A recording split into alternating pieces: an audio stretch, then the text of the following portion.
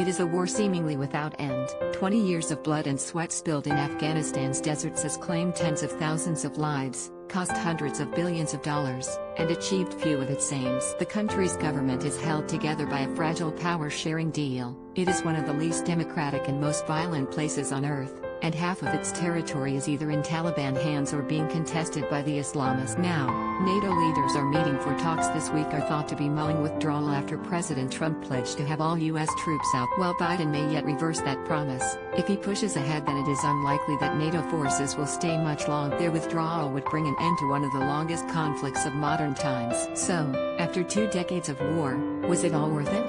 MailOnline examines the human cost. The U.S. invaded Afghanistan in October 2001 on a counter-terrorism mission, seeking to capture or kill the al-Qaeda leaders who orchestrated the 9/11 terror attack, and to displace the Taliban government which sheltered the group. NATO was not far behind, arriving in the country 2 months later with a mission to secure Kabul province so the new government could be. But the objectives quickly changed. A new goal to rebuild Afghanistan as a stable and democratic country within the Middle East emerged, and the war dragged on. Military operations expanded to fit. In 2003, NATO's mission extended across the entire country and troops became more involved in day-to-day fighting alongside regular. At its height, in 2011, the NATO force numbered roughly 130,000 men drawn from 50 countries, before declining rapidly from 2013 as U.S. forces pulled. In 2014, primary responsibility for security was handed over to the Afghan government, and today, there are around 10,000 troops from 36 countries stationed there in support and training. Over that time, some 3,500 coalition troops have died fighting.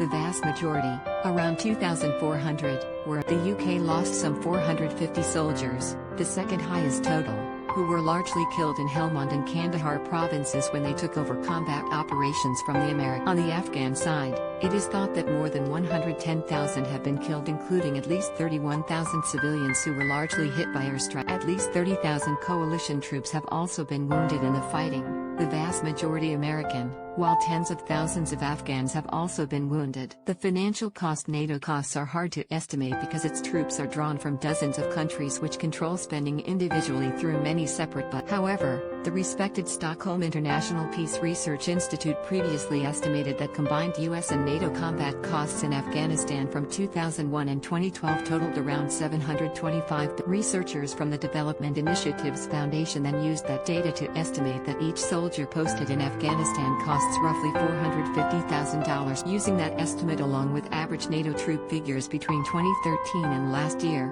it is possible to arrive in a total estimate for NATO combat operations of around $825 billion over the course. However, this figure is likely to be an underestimate as it only covers boots on the ground, without factoring in aid donations and money spent on the rebuild. NATO countries separately fund Afghan security forces to the tune of several $billion each year, with $3-4 billion contributed in 2020 to 21. On the U.S. side, estimates published by the New York Times in 2019 put costs at well over $2 trillion. Some researchers have gone further, with one paper from Brown University suggesting the true sum is closer to $6 trillion.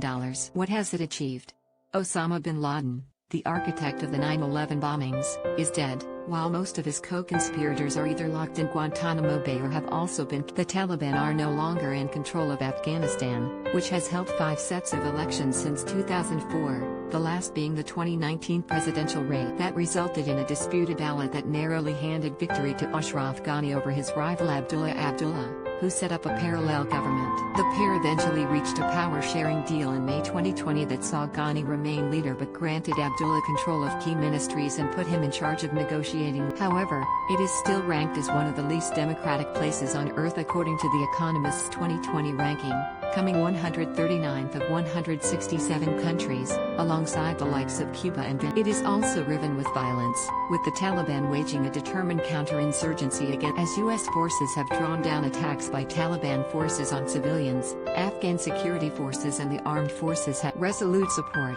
NATO's mission in Afghanistan reported 2,586 civilian casualties from October 1 to December 31 last year, with 810 killed and 1,770 attacks in northern Baghlan and southern Uruzgan provinces over 2 days in December last year killed at least 19 members of the Afghan security force. In Kabul, a roadside bomb struck a vehicle, wounding 2, and a lawyer was shot in a targeted killing. Meanwhile, Taliban forces either control or are contesting more than half of Afghanistan's territory, according to the Long War Journal. A proposal published by President Biden's own advisors warned recently that it would take as little as 18 months for the group to regain control of the country if the U.S. withdraws in May. As sketched, we believe a U.S. withdrawal will provide terrorists an opportunity to reconstitute, and that reconstitution will take place within about 18 to 36 months, said Marine Gen. Joseph Dunford, a chairman of the Joint Chiefs of Staff under Trump.